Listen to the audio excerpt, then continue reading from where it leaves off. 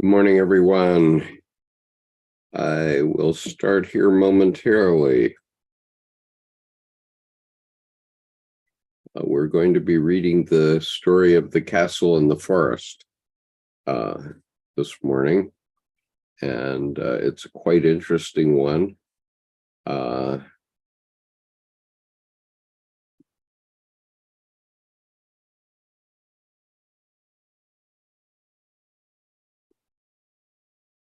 And so, let us see.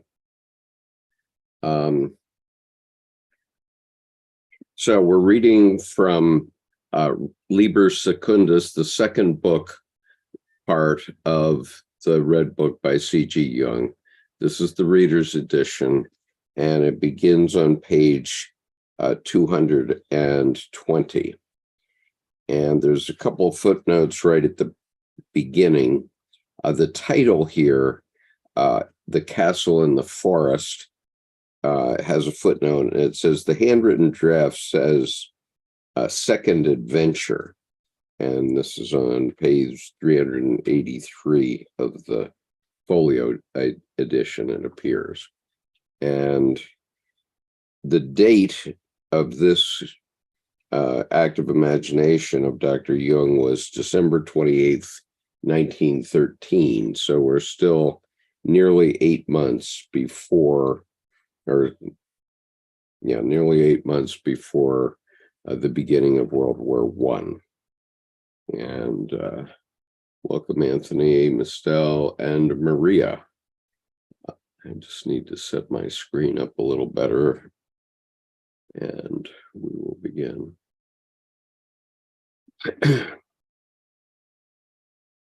The Castle in the Forest. In the second night thereafter, I am walking alone in a dark forest, and I notice that I have lost my way. There's a footnote that says Dante's Inferno begins with the poet getting lost in a dark wood. There's a slip of paper in Jung's copy by this page. And so I'll begin it again. In the second night thereafter, I am walking alone in a dark forest, and I notice that I have lost my way. I am on a dark cart track and stumble through the darkness. I finally come to quiet, dark swamp water, and a small old castle stands at its center. I think it would be good to ask here for a night's lodgings. I knock on the door. I wait a long time. It begins to rain. I have to knock again. Now I hear someone coming. The door opens. A man in an old-fashioned garment, a servant, asks what I want. I ask about lodgings for the night, and he lets me enter a dark vestibule. Then he leads me up an old, worn-out stairway. At the top, I come to a wider and higher hall-like space with white walls lined with black chests and wardrobes. I am led to a kind of reception room. It is a simple space with old upholstered furniture. The dim light of an antiquated lamp lights the room only very meagerly. The servant knocks on a side door and then quietly opens it. I scan it swiftly. It's a scholar's study with bookshelves on all four walls and a large writing desk at which an old man sits wearing a long black robe. He beckons me to draw closer. The air of the room is heavy, and the old man seems careworn. He is not without dignity. He seems to be one of those who have as much dignity as one can be granted. He has that modest, fearful look of scholarly men who have long since been squashed to nothing by the abundance of knowledge. I think that he is a real scholar who has learned great modesty before the immensity of knowledge and has given himself tirelessly to the material of science and research, anxiously and equitably appraising, as if he personally had to represent the working out of scientific truth. Now, all of us get into this dark space, which Dr. Jung has been describing in these first two paragraphs. And whether we're aware of a dream or a vision, as Dr. Jung was having here, an active imagination is a kind of vision. We feel lost, we're stumbling along, we don't know what to do. There's trouble on all sides, etc. And we seek shelter somehow. And that's what this metaphor is about to this point. So Dr. Jung is seeking shelter in an old castle in somebody's house. And so anyway, that is a metaphor for what we all do. We all seek shelter when things get bad for whatever reason. And that shelter can be a church, it can be a group of friends, it can be a creative activity like painting or something like that.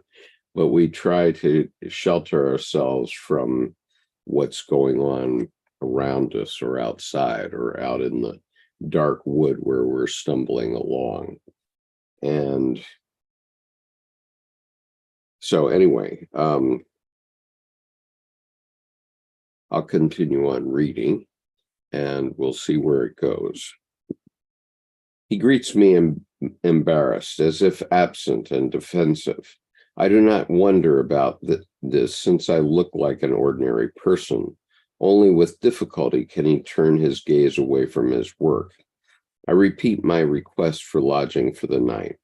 After a longer pause, the old man remarks, quote, "So you want to sleep, then please yourself," unquote. I notice that he is absent-minded and therefore ask him to instruct the servant to show me a chamber. To this he says, quote, "You are demanding. Wait, I cannot just drop everything," unquote. He sinks again into his book. I wait patiently. After a while, he looks up astonished. Quote, "What do you want here? Oh, forgive me. I totally forgot that you're waiting here. I'll call the servant straight away," unquote. The servant comes and leads me to a small chamber on the same floor with bare white walls and a large bed. He wishes me good night and withdraws. And so our psyche slowly presents to us an answer. And it's not necessarily the answer we want, but an answer it is. And it may take time for it to be presented. My friends and I often think that the answer can be brought out by doing something with your hands. I mean, Dr. Jung spoke of that in his lifetime, where he said frequently the hands will bring about something that you hadn't noticed before. And so if you're doing something manual, like a painting or playing the piano or what have you, sometimes your answers will emerge. And so this metaphor here represents that the attention to your needs sometimes comes slowly. Your psyche doesn't respond on a dime to your needs, but then it starts to see that, yeah, it really needs to help you. And then it starts to present an answer. Okay, so let me go on.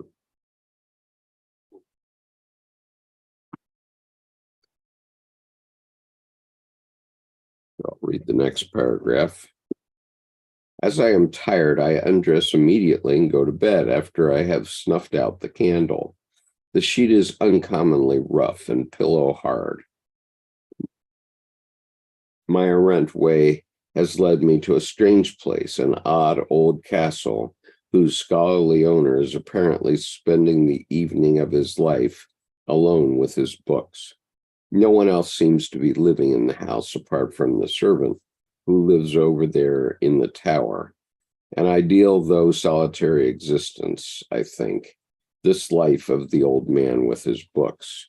And here my thoughts linger for a long time until I finally notice that another thought doesn't let go of me, namely, that the old man has hidden his beautiful daughter here, a vulgar idea for a novel, an insipid, worn out theme, but the romantic can be felt in every limb, a real novelistic idea, a castle in a forest, solitary night, an old man petrified in his books, protecting a costly treasure and enviously hiding it from all the world. What ridiculous thoughts come to me? Is it hell or purgatory that I must also contrive such childish dreams on my wanderings? But I feel impotent. I feel impotent to elevate my thoughts to something a bit stronger or more beautiful. I suppose I must allow these thoughts to come. What good would it do to push them away? They will come again. Better to swallow this stale drink than keep it in the mouth. So what does this boring heroine look like? Surely blonde, pale, blue eyes, hoping longingly that every lost wanderer is her savior from the paternal prison. I'm going to turn the page here.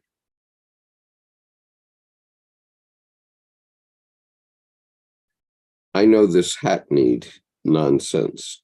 I'd rather sleep. Why the devil must I plague myself with such empty fantasies? Sleep does not come. I toss and turn. Sleep still does not come. Must I finally harbor this unsaved soul in myself? And is it this that will not let me sleep? Have I such a novelistic soul? That's all I needed. That's all I needed. This would be agonizingly ridiculous. Does this bitterest of all drinks never end? It must already be midnight, and still sleep does not come. What in the wide world, then, won't let me sleep? Is it something to do with this chamber? Is the bed bewitched? It's terrible. What sleeplessness can drive a man to? Even the most absurd and superstitious theories. It seems to me to be cool. I'm freezing. Perhaps that's what keeps me from sleeping. It's really uncanny here. Heaven knows what goes on here. Weren't those steps just now? No, that must have been outside. I roll over, firmly closing my eyes. I simply must sleep. Wasn't that the door just now? My God, someone is standing there. Am I seeing straight?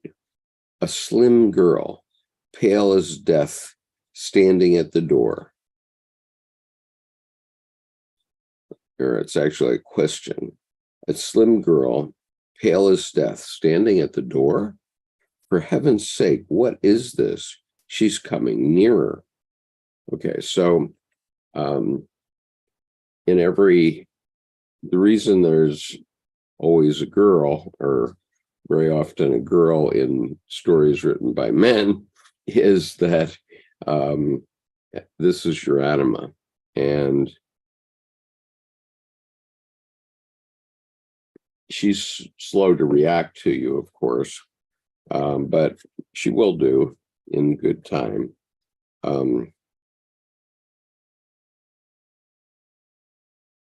Here's what she says, quote, "Have you come at last?" unquote. She asked quietly. Impossible. This is a cruel mistake. The novel wants to become real. Does it want to grow into some silly ghost story? To what nonsense am I damned? Is it my soul that harbors such novelistic brilliance? Must this too happen to me? I am truly in hell, the worst awakening after death, to be resurrected in a lending library. Have I held the men of my time and their taste in such contempt that I must live in hell and write out the novels that I have already spat on long ago? Does the lower half of average human taste also claim holiness and invulnerability, so that we might not say any bad word about it without having to atone for the sins in hell? So it's interesting that Dr. Jung is seeing this as hell, and we need to understand that he means quite literally the hell that is spoken of in churches, and the atonement that's spoken of in churches. Now, let me see here.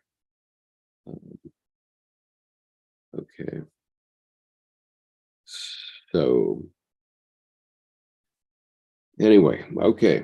So seeing no questions and having no panelists this morning, I will go on.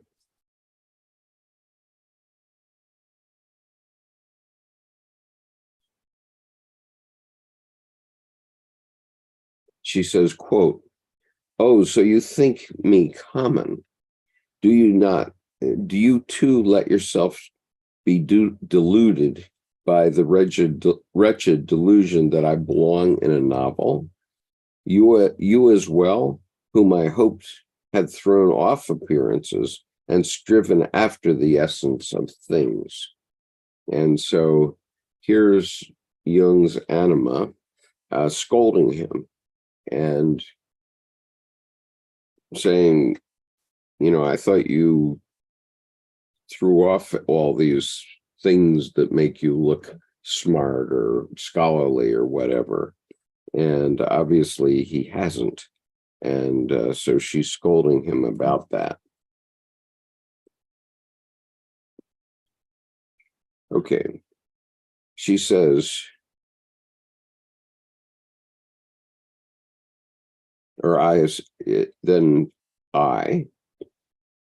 forgive me, but are you real?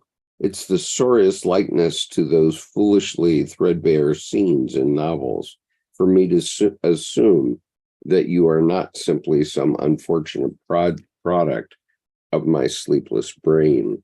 Is my doubt then truly confirmed by a situation that conforms so thoroughly with a sentimental romance? She, you wretch, how can you doubt that I am real?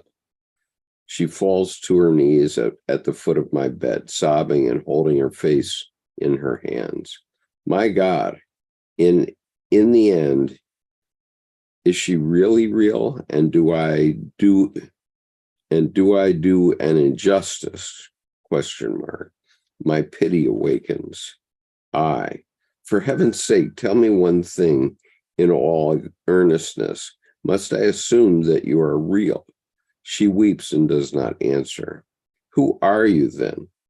She, I am the old man's daughter. He holds me here in unbearable captivity, not out of envy or hate, but out of love, since I am his only child and the image of my mother who died young. I scratch my head. Is this not some hellish banality? Word for word pulp fiction from the lending library? Oh, you gods, where have you led me? It's enough to make one laugh. It's enough to make one weep, to be a beautiful sufferer. A triage shattered person is difficult, but to become an ape, you beautiful and great ones, to you the banal and eternity ridiculous. the unutterably hackneyed and emptied out is never set like a gift of heaven in uplifted praying hands. But still she lies there, crying. Yet what if she were real? Then she would be worth feeling sorry for. Every man would have compassion for her. If she is a decent girl, what must it have cost her to enter into the room of a strange man and to overcome her shame in his way? Okay, so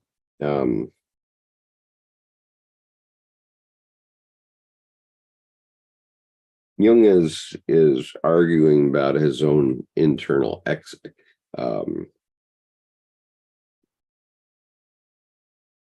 fight, let's say, about whether a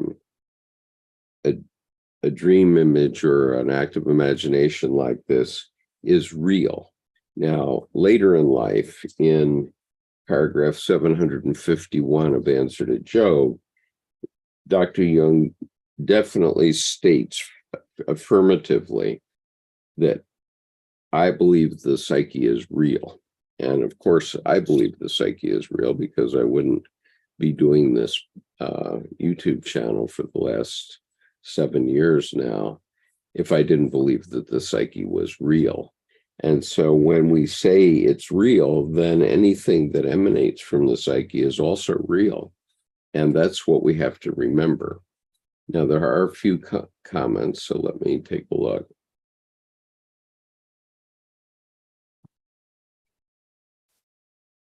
Here, maybe if I put my other specs on there.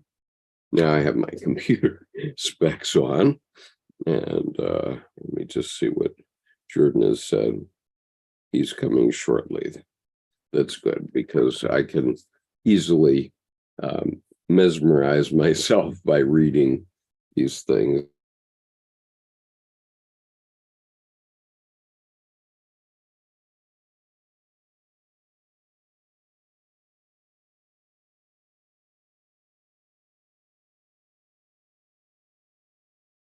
I just conked for a moment, and I had a dream during that time, and then I continued reading. None of the audience noticed that I had fallen asleep while I was reading. It's just crazy. But anyway, Anthony says, tortured by the hard bed reality of his lower monad, or I think monad perhaps. Richard says, good morning, everyone. Is it necessary to have recollection once someone awakens of every dream, because some slip away from us? Well, it's not necessary to have every recollection. And in fact, it's my understanding that we're actually dreaming all the time. Our psyche is sending us messages all the time. Now, when they're really important in waking life, they'll come through as a vision, and all of a sudden you'll find yourself in a different place. And that happens to me even if I'm driving. If a helicopter flies over, I go back, I'm back in Vietnam, even though I'm driving down the highway. It just sets me there, the sound of a helicopter. If there's police activity nearby, I often have a vision of a police car going from right to left across my field of vision. And when I see that image, which my psyche serves up, I know that I better slow down because I'm going to see police activity soon. And sure enough, never fails. I always do. So I don't need a radar detector like many people do. And so, you know, the important dreams, the big dreams, the dreams that we remember, surely it would be a good idea to write them down. But your psyche is serving up dreams or visions constantly during your lifetime, it seems to me. And so time passes quickly when that's happening. And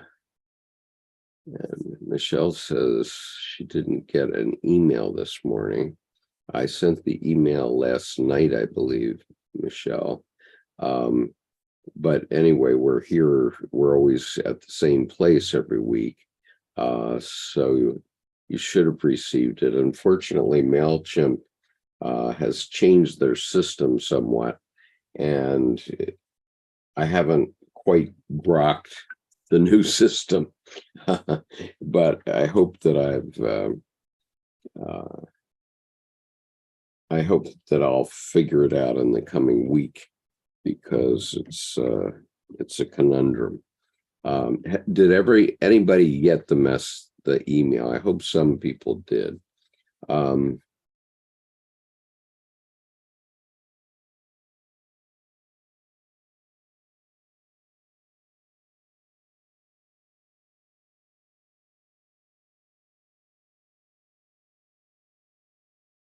So Carla is saying a bunch of things here. Okay, so Carla says a series of unfortunate events, purposeful enemy, martyrs, manas. I don't get, wait a minute. When you hit the rememberings when we need them, the frequencies attract, kind of. Anthony calls this the lower desire and passion aspect. When we need it, we hit it. Be careful what you connect with. Well, absolutely. We have to live in the world of the 21st century. And, that's the point that Dr. Jung made multiple times, which is that you have to recognize that your psyche is responding with something that might have happened 2 million years ago. He calls it the 2 million-year-old man, but it's actually the 2 million years ago representative of the species, which learned something like the protection from a predator, let's say. And that in the primitive mind could have been, a tiger that's down below your branch and you're staying high in the trees to prevent the tiger from getting you. So anyway, that's what that is. And so they come up. So your psyche might present you something that it developed millions of years ago, maybe not even in the human species. And it's up to you to differentiate and see, what's good and what's bad for our current life. And Kimberly says she received the email last night, so good. And Luis says, greetings from Brazil. Good to see you, Luis. We have several members from Brazil and regular members, so it's good to have you. Richard says, how do you learn to identify vision through synchronicity, because it catches me or I catch it, but then I feel like I'm not in control. Think I'm full of myself because I feel I'm never not synchronicity add with vision, or is synchronicity vision itself? How does one identify flag posts to vision? Well, I think you just have to reflect on it, actually. I mean, for years, I reflected on the police car thing. Why am I not getting picked up for speeding when I don't have a radar detector? And finally it dawned on me, aha, I'm seeing this vision of a police car. And so that's warning me. And that's what it's doing. And so, nobody's written these things down in stone. You just have to, trust your gut, basically. Um,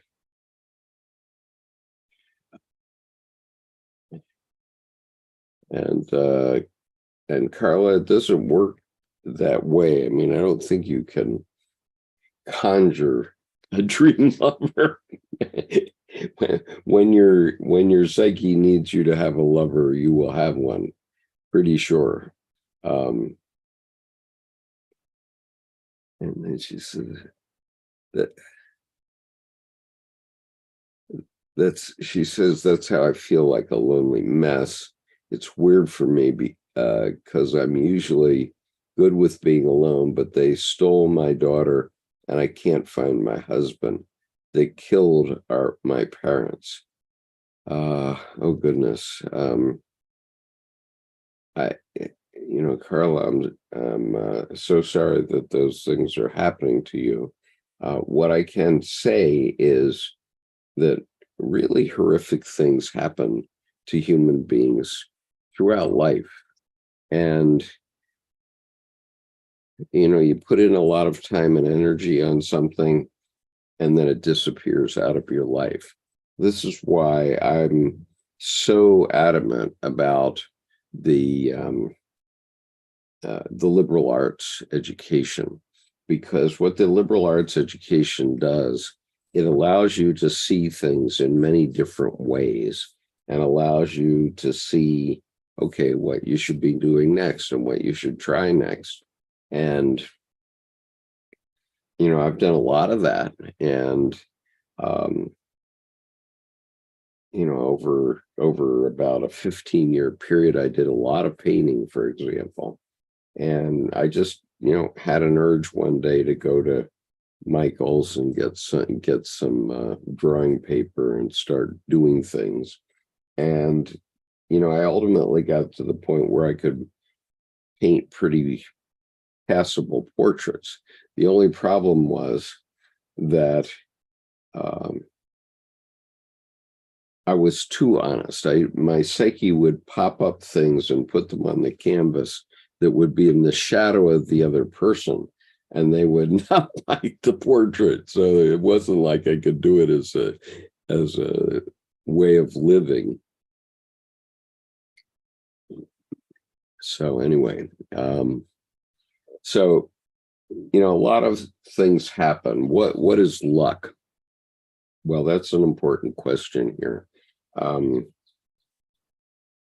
We're all extremely lucky. We all have won the lottery, in the sense that even in one session of lovemaking, where there's only one climax, if that leads to pregnancy, it has one over, I think they say, about 10 million other possibilities. And so there's so many sperm running around to fertilize a single egg that, it's just, you've already won the lottery when the one that created you hits that egg. And so we're all extremely lucky. And what we need to do is recognize that we are lucky, and that, okay, if something doesn't work out, you're going to move on. So I put a lot of time into the U.S. Marines, for example. I put 23 years into the Marines, and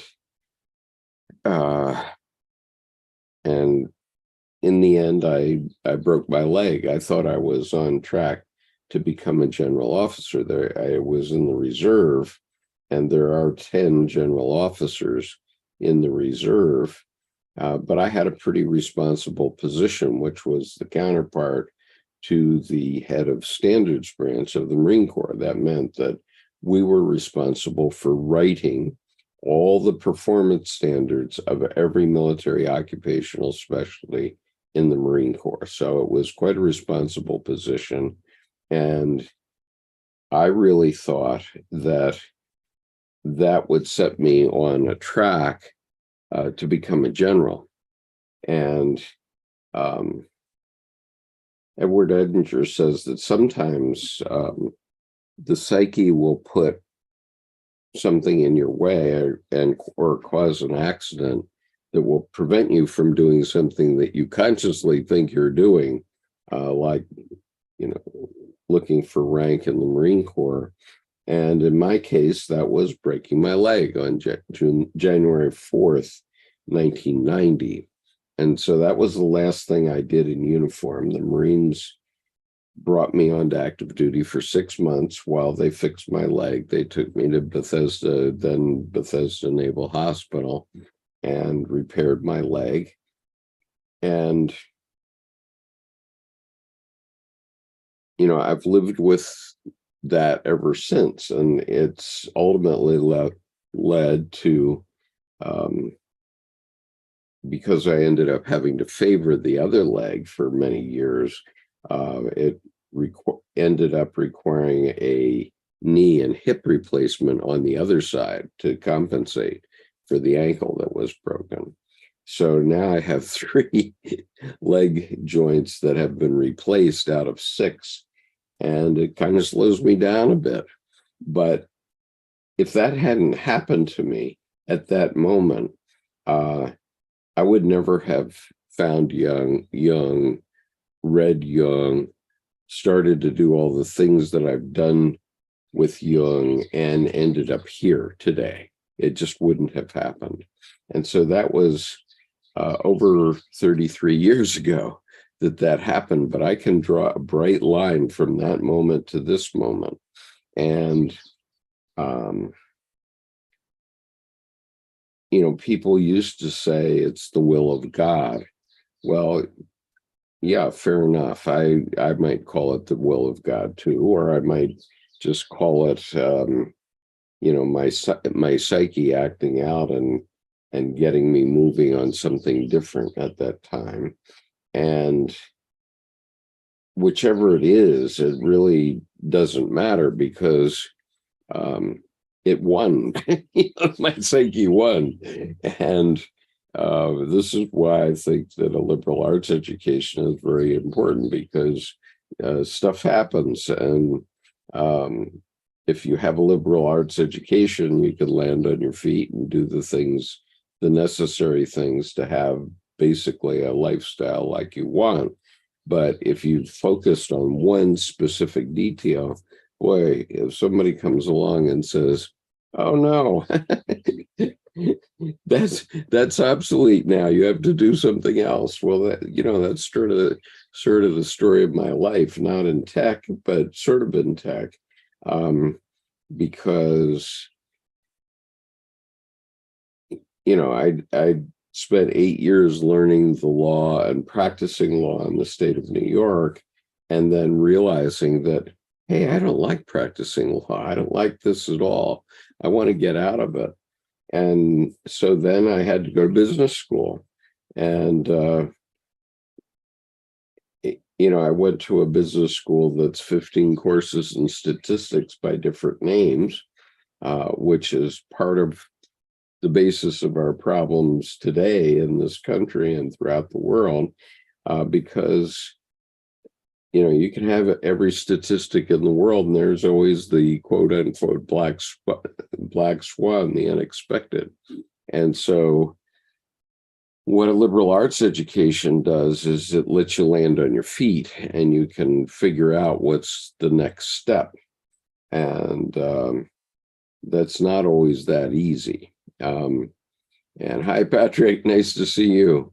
Your ears must have been ringing, because we were thinking about you in our Confluence meeting the other day. And here is Jordan. So I'm glad to have you here, Jordan. I've been running a 45-minute soliloquy, so it's nice to have you present. And let's see.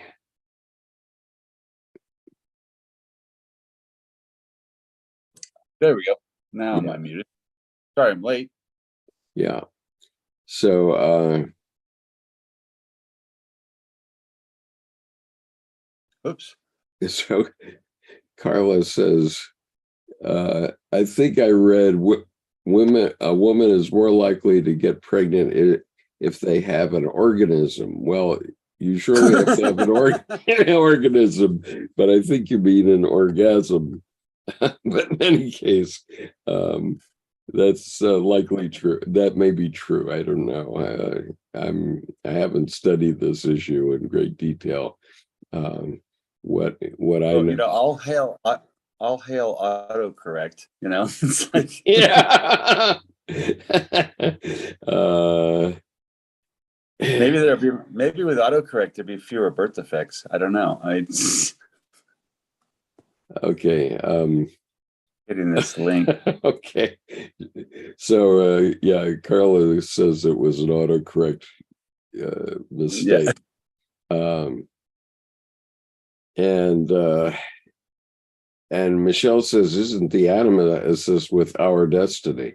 Well, for women, it is the animus typically, and for men, typically the anima. And these features of our psyche are in charge of our destiny, whether we like it or not. They're in charge. And so it's really good to have an education that will allow you to emerge successfully. Blank vision. God's knowledge comes from within, not from anything else. Black mirrors are very dark magic. Computers, phones, smartwatch, car screens, TVs use more than you know. And okay, fair enough. But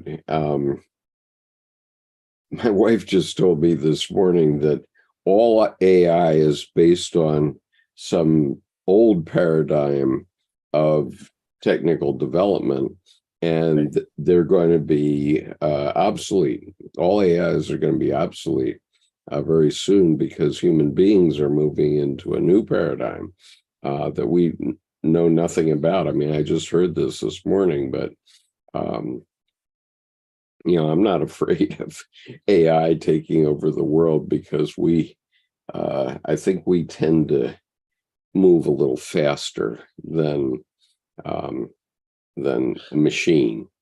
And well, you think about AI like that because how quickly has it been used for lies and for blackmail and for making people look like they did something they didn't. And even the Black Mirror, I mean, there's a show, the Black Mirror, but rather than dark magic, that's just scrying. That's like candle gazing or looking into a fire and the smoke. And then it's looking into deep nature, like the unconscious. So rather, if it's dark magic, I don't think it's dark magic that's a evil thing. It's the shadow, the unconscious. You're literally kind of swimming in that night ocean. And so I think it's more the person. No bad dogs, just bad owners. So it depends on how you look into those things that I think creates the type of magic it might be. Right. And Kimberly says, I saw a YouTube video yesterday. It stated that paranoia is when the world around the person is conspiring against them. Then stated the opposite of paranoia, which is pronoia. Mm-hmm. I never thought of that, but yes, probably that makes a lot of sense. And the astrologer Rob Bresney has a book called Pronoia. The world is conspiring to give you blessings. So it's a whole right. And so, for example, I find myself blessed right now that, even though I've, broke my leg and run into a lot of roadblocks in my life, nonetheless, I've had a very rich and full life to the extent that I have developed theories of art with my colleagues. And now I've been given 300 students to check whether our theories are correct. And so far they seem to be. And so that's pretty powerful, but that just happened. I didn't plan it at all. Anyway, I substitute taught for an art teacher last fall, and she in November started to write to me saying, well, I'm leaving the school in February, and I think you should take my job. And I said, well, that's peachy, but I already have an extended sub job at another school, so I'm going to stay there. But then ultimately, over the next couple of months, I decided to leave that other school just at the time that she was leaving. And it just worked out that I ended up as the extended sub for her position. So I'm doing the job and quite enjoying it. Being with little kids is lots of fun, actually, in many ways. Not always, but pretty often.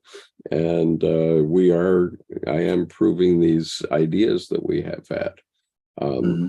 I think that's a consummate example of don't waste trouble. Be the eye of your own storm. So for, whichever and whatever reasons that, you started that, the reality is you found treasure in the trouble. I mean, it's like gold panning life. You stir up the river. Well, okay, the river stirred up. Let's look for the treasure that I couldn't have seen before. And you found the treasure in the kids and their imaginations. Yeah.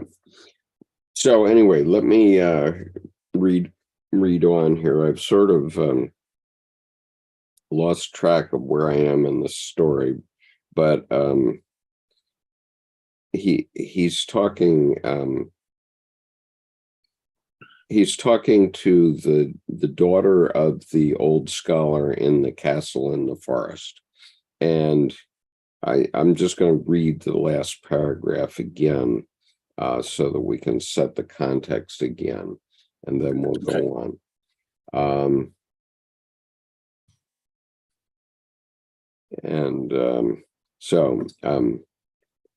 The daughter says, quote, have you come at last? Unquote. She asked quietly. Impossible. This is a cruel mistake. The novel wants to become real.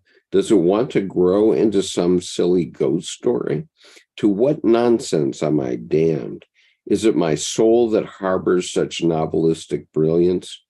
Must this too happen to me? I am truly in hell, the worst awakening after death, to be resurrected in a lending library. Have I held the men of my time and their tastes in such contempt that I must live in hell and write out the novels that I have already spat on long ago?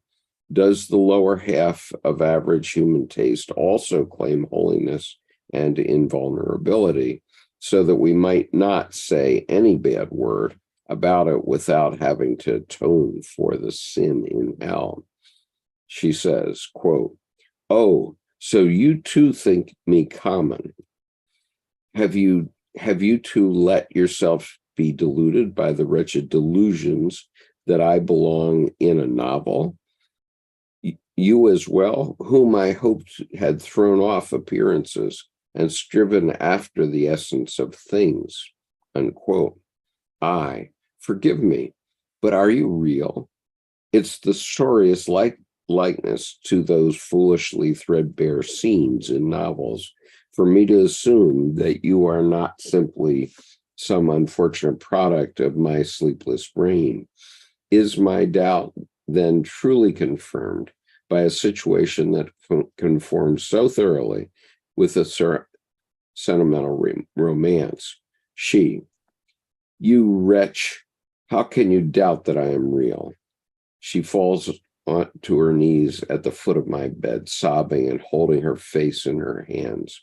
My God, in the end, she is really real, and do I do her an injustice? My pity awakens. Quote, but for heaven's sake, tell me one thing in all earnestness. Must I assume that you are real? unquote. She weeps and does not answer. I, quote, who are you then? She, I am the old man's daughter. He holds me here in unbearable captivity, not out of envy or hate, but out of love, since I am his only child and the image of my mother who died young.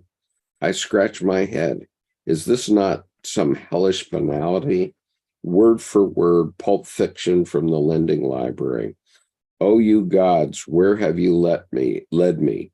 It's enough to make one laugh. It's enough to make one weep.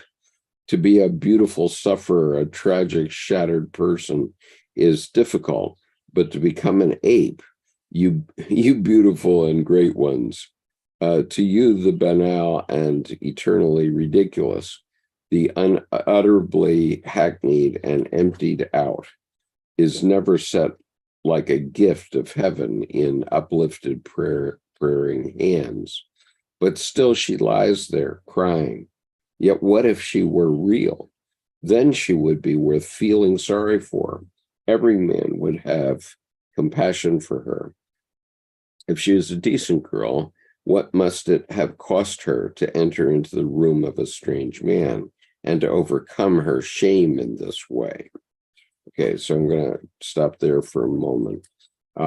So what Dr. Jung is facing here is the archetypes, and he's realizing that all novels are archetypal in some sense. If they get published, it means the publisher says, yeah, that's a story that happens to human beings. And so it gets written out. And so Jung's point here, he's being very critical of himself, saying, okay, and so here from his psyche is coming this banal archetypal story of a girl imprisoned in a tower by her father. And, we men all know how that is. If we married a girl, it just is the way of the world. Well, in that tower is then the vessel, the egg, the alchemical egg that she needs to hatch from. So there's the child becomes the parent of the woman then.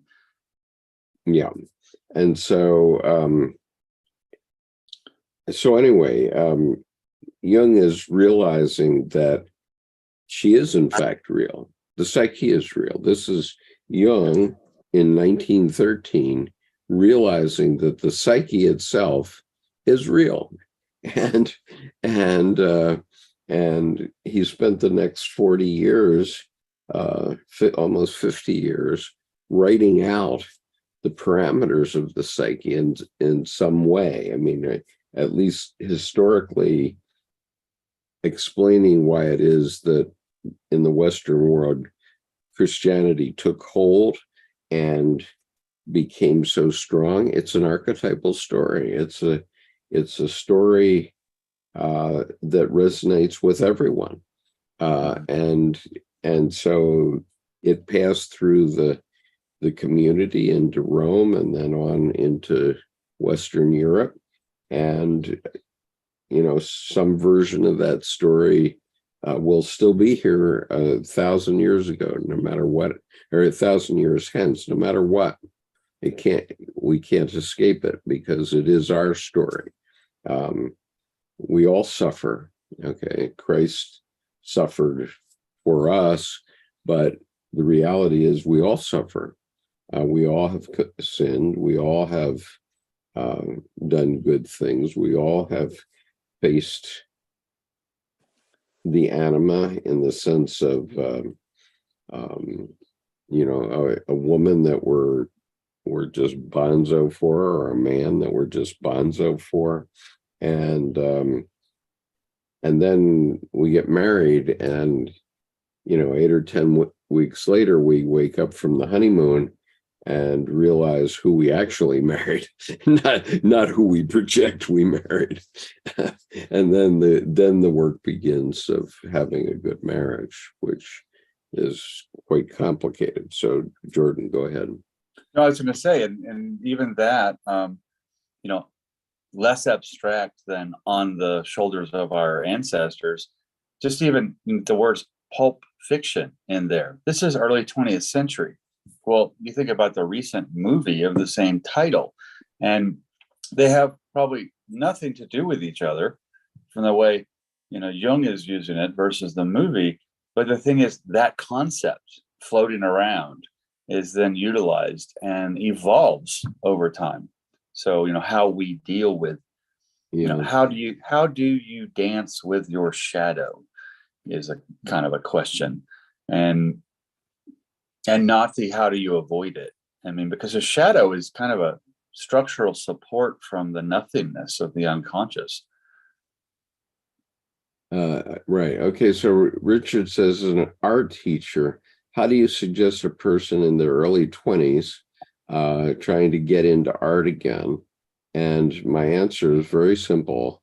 Go to Michael's or some art store and see what appeals to you, and whatever it is, pick it up. If it's a coloring book and crayons, pick that up and start doing it, because then it may not be the end art that you do, but it informs you. You do it for a while, and then your psyche says, well, let's try something else. And that's been happening to me for many, many years, over 30 years, where I felt an urge to paint, and I went to an art store, and wow, there's beautiful watercolors and oil paints and all kinds of media. And so I started to buy them, and you just start and keep going. And so anyway, there's a comment here, blank vision. And here's a synchronicity for you, Jordan, because I never heard of the Platonic solids before, but we have been discussing them in the last week. And blank vision says Plato's Platonic solids writes his allegory of the cave, egg symbol of all creation and soul, qubits, nothing new under the sun, everything goes round and round, a closed loop. I can prove it. You don't have to prove it. We all agree that everything goes round and round. Are you still there, Jordan? Because I don't see you, and I wanted you to talk. Yeah, I'm having trouble finding where we are here in the book, but that okay. That is we're on page 223. It begins with "I, my dear child," which is next. But since we've had this tangent to the Platonic solids, let me, I'm going to forward these links now, and why don't you talk about those for a moment? Yeah, because the Platonic solids and even the myth, the story of the cave, the thing is, even T.S. Eliot, the author, quoted, "Nothing is new, yet everything must be original." And that's the Platonic solids he's talking about. These things have been around since the dawn of time. And the whole notion that nature knows no line. Mm-hmm. It's true in the experiential, I look out and see. But if I look at crystal formations, there are plenty of straight lines. But those are the structural components, the minerals, as it were, of the things that that come together to form us, the world. Even the solar system has, moving through the galaxy, has a DNA double helix shape. If you put trailers off of all the planets as the sun moves around the galactic center. So that structural piece of our double helix DNA that creates our bodies is used differently in creating the body of our solar system and the planets. So you just shift focus and redirect scale, and you'll find almost identical structures that are utilized for different purposes. The life versus the orbits of the planets versus all these things that move about. And it's interesting because it's as if it's a constant rerun, except they're the show never gets boring. Right. Could you explain about the two links that I just put on the YouTube chat? Certainly. The first one is the Platonic solids, as that were mentioned. You look at here, there's a sphere and a tetrahedron, which is it's a pyramid, but it only has three sides. So even the base is a triangle. And Plato famously said, a pyramid is itself its own foundation. So it is self-supporting.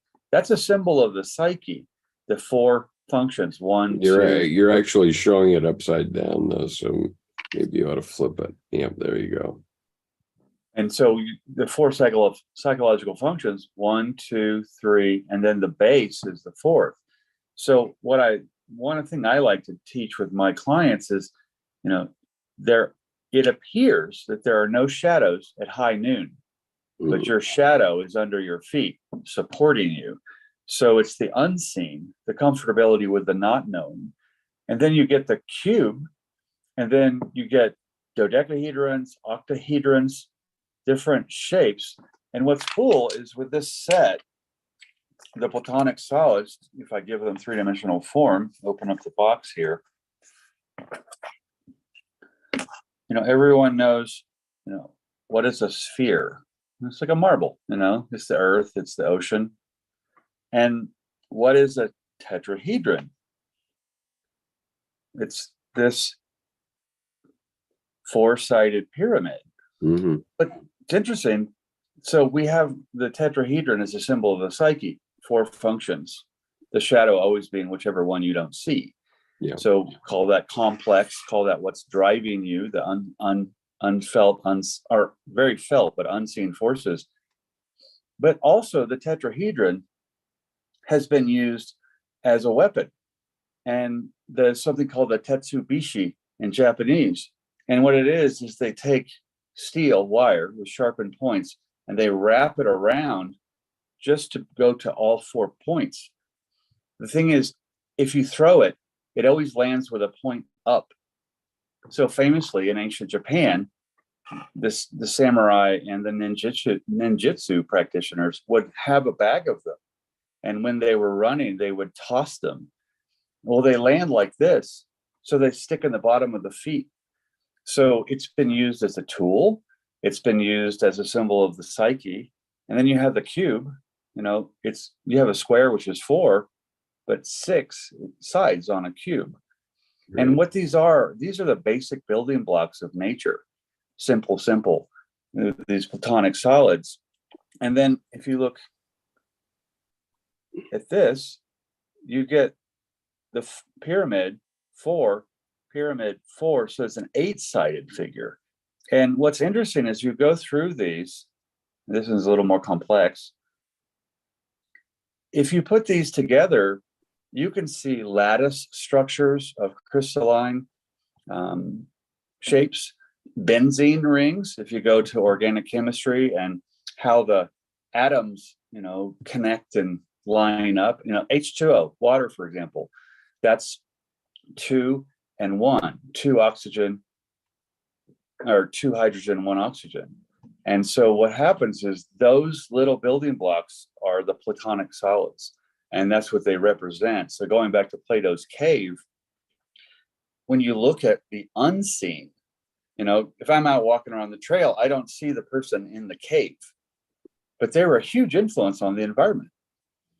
So I think simple, the Platonic solids end up being that often unseen thing that gives form to the formless. Right. And so go ahead. So I think it's important to answer Richard's comment here. He says, I've taken these personality tests. Can they be a demonstration of one's shadow? What potentially could happen if you disalign with a shadow? Well, if you consciously disalign with your shadow, it will get you in the end. It will get you from behind, right where you're not looking. And actually, I think if that's actually a great question, because I think it would be impossible. Because if you disalign, you cannot disalign with your shadow any more than you can disalign two sides of a quarter to be either heads always or tails always.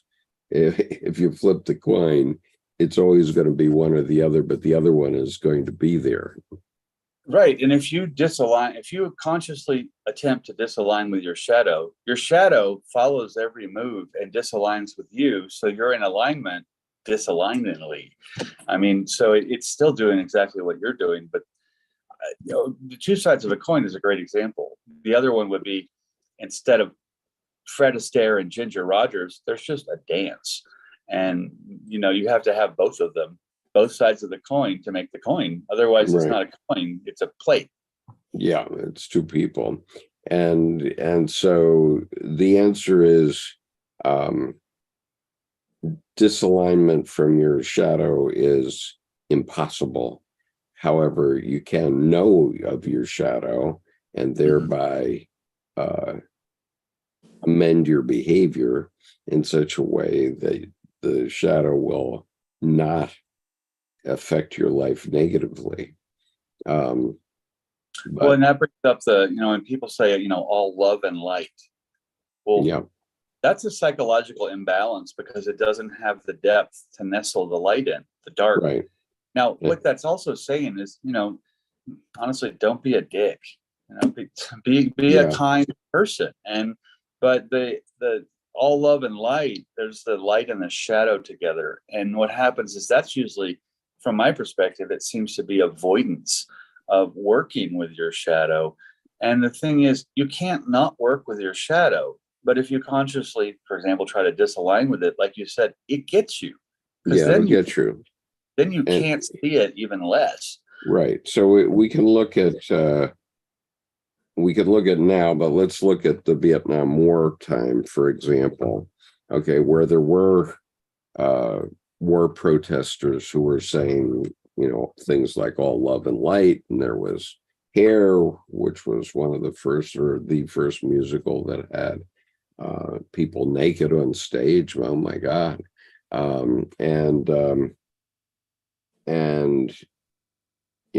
There's a archetypal image of a girl putting a flower in the barrel of the gun of a National Guardsman. Well, the issue is you need both. Okay, we need both, because if we just lay down and say all love and light, then Vladimir Putin's going to come here and take our freedoms away, to the extent we still have any, and so we need to be able to defend ourselves. But at the same time, we have to recognize that all this thank you for your service business is just baloney. It's just it's not sincere.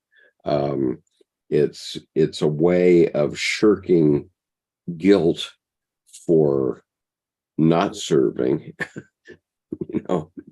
and not recognizing that, if I served 23 years in the Marines, I did it for a reason, and I was benefited all along. I don't expect people to still be saying 30 years later, more than 30 years later, that thank you for your service. Well, okay, I was thanked amply. By my government. My family thanked me when I came back from Vietnam, and my government bought me 5 years of graduate school, 3 years of law school, and 2 years of business school, and made me what I am today. And so I've been amply thanked. I don't need anybody to thank me anymore. And every time somebody says thank you for your service to me, it's like somebody scratching a blackboard with their fingernails to me.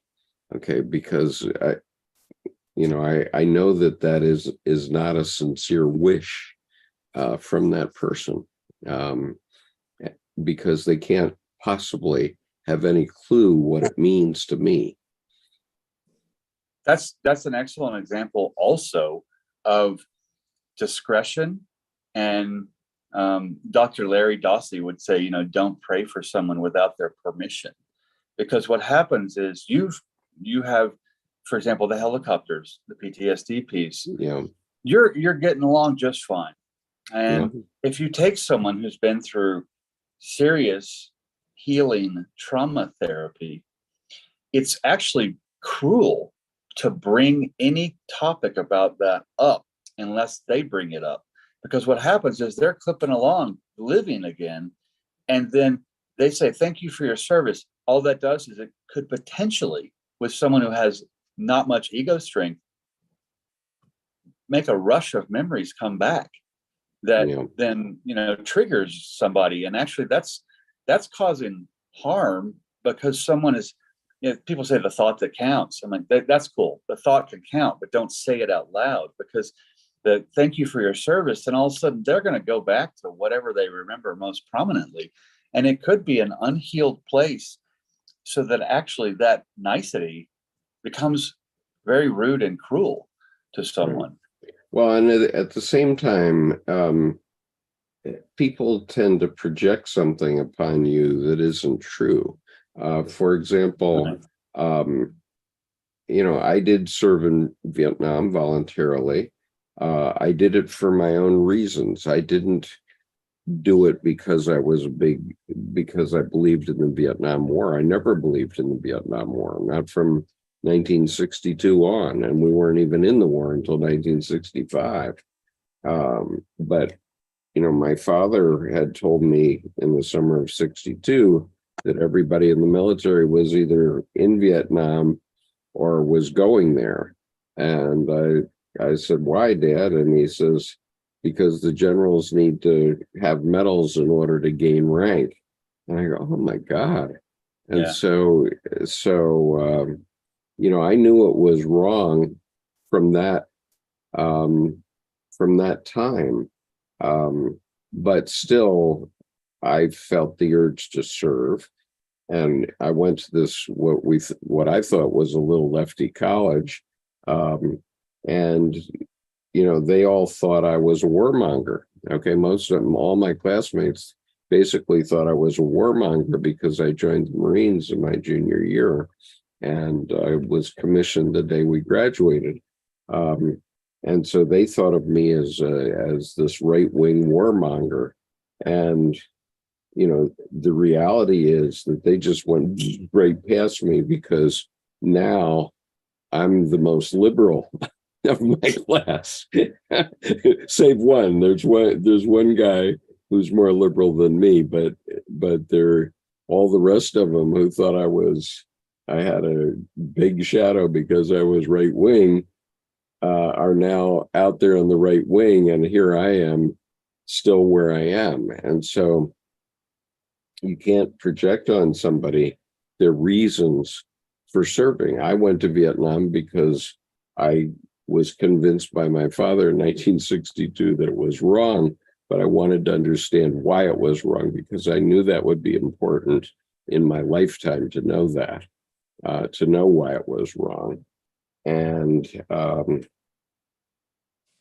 found out, and it was the reasons that were given by the Chicago 7 and all the other people who protested the war had nothing to do with it, nothing whatsoever. Well, and you bring up a big picture of the old Native American, you paint a great picture of the old Native American quote, that it's the ignorant person or man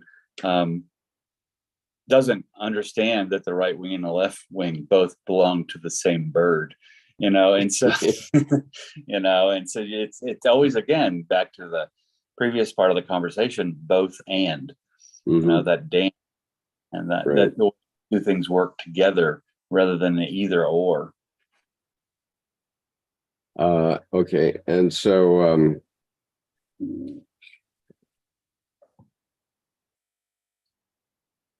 state of awake, let's see, I have to decide where to start here.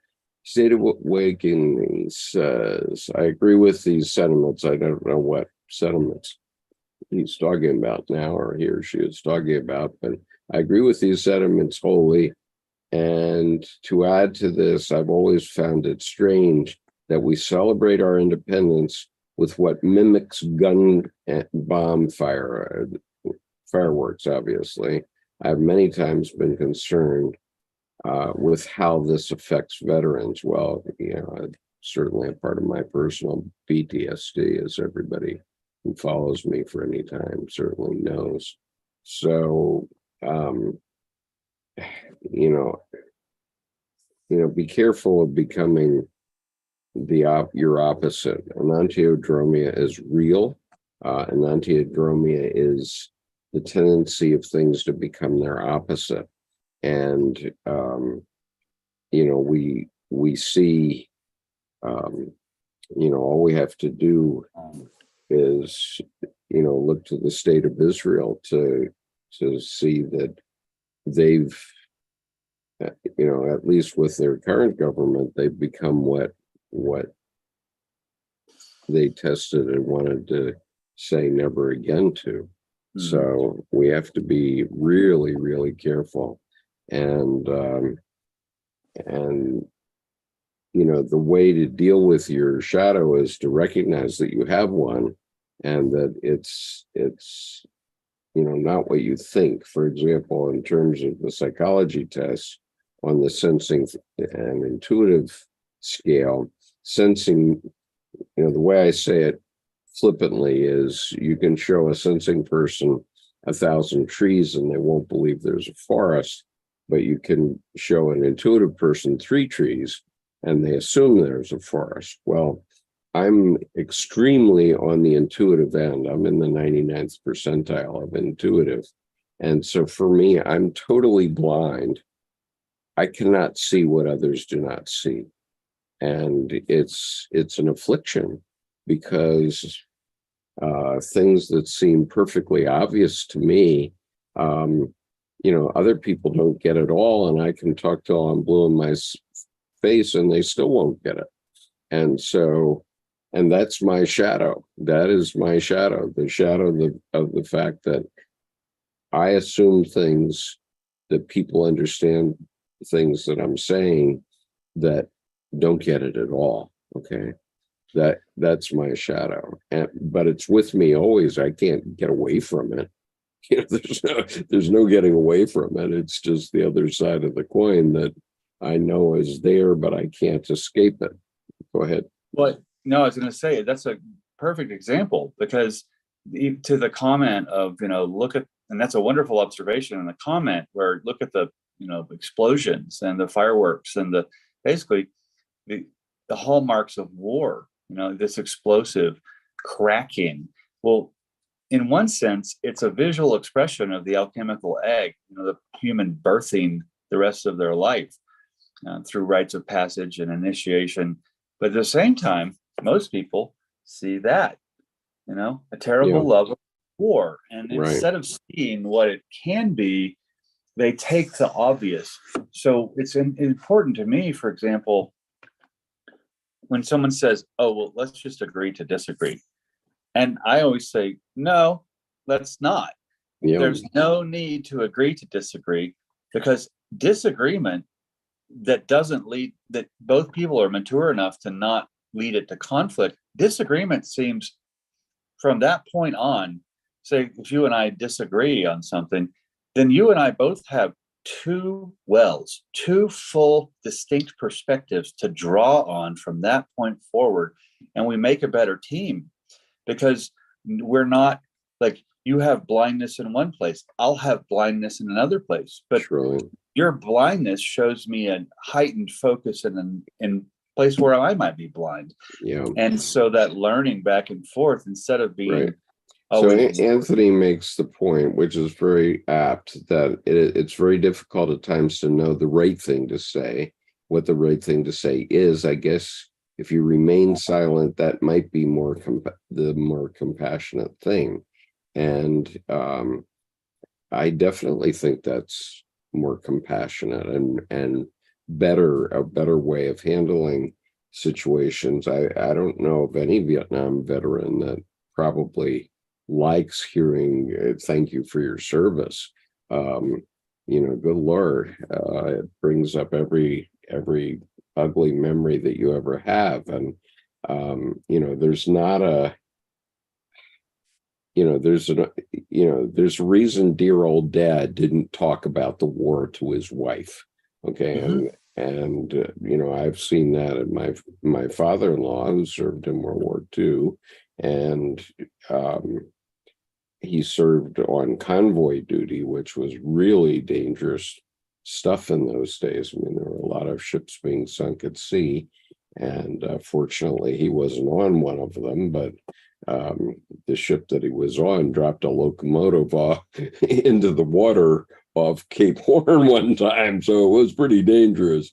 And so, if you're going to say something that you don't know what the other person thinks, you're probably better off not saying it, because it can be taken wrongly just as easily as it can be taken rightly.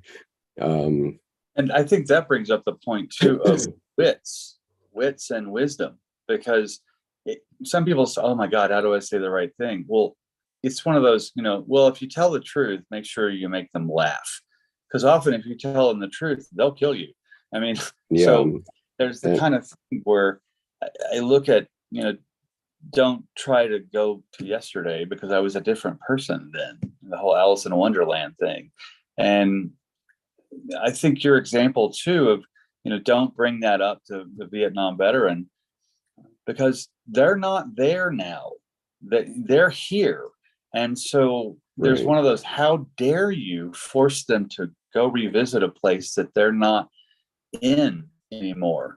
Right. I mean, it's like saying anything that's sort of inappropriate about another person's experience. Okay, you're not that person. You don't know how they experience that. And so my mother-in-law said to me years ago now, more than 30 years ago, she was impressed that her husband opened up to me when he knew that I was a Marine. And he started to talk about his experiences in the war, which he had never done with her or my wife, his daughter. And it's only because if you've served in war and somebody else you're talking to has, then at least I have a sense of what that experience was like. But you cannot share that experience with your loved ones. You simply cannot. And most people that come back from war just don't talk about it. Okay. And I have many times shown my self-portrait of me in Vietnam in 1970, and I say, everything I have to say about the Vietnam War is in the white of my left eye. Okay, that's everything I have to say about it. And that white of that eye tells a complete story. I mean, I could go on and on for days with that one white eye. Right. Okay, and so I won't even words here. I mean, it tells everything about that place. Right. And I'll just share it quickly because some people are watching might not know. But okay, I did this painting from a photograph that was taken of me during an event in Vietnam. And everything I have to say is in the white of my left eye. That's it. And I have nothing more to say. And I originally thought I would paint two paintings. I had two pictures of myself, one before that operation and one after, or one during the operation. And I decided to paint the after picture first, And I couldn't go back to the other one. I didn't have anything to say. There was nothing I could say in a Right. new painting that would be useful. The before and after just, did not compute, not at all. Right. So, okay. So we've talked about that, but let's go on with the story. I don't know if we can get to the end of it, but So tell me, I'm on the PDF. So tell me the footnote number at the bottom of the page so I can find the paragraph. okay, there's no footnote at the bottom of the page. It's wait a minute. The footnote number at the bottom of the next page is 22. Got it. Perfect. Okay.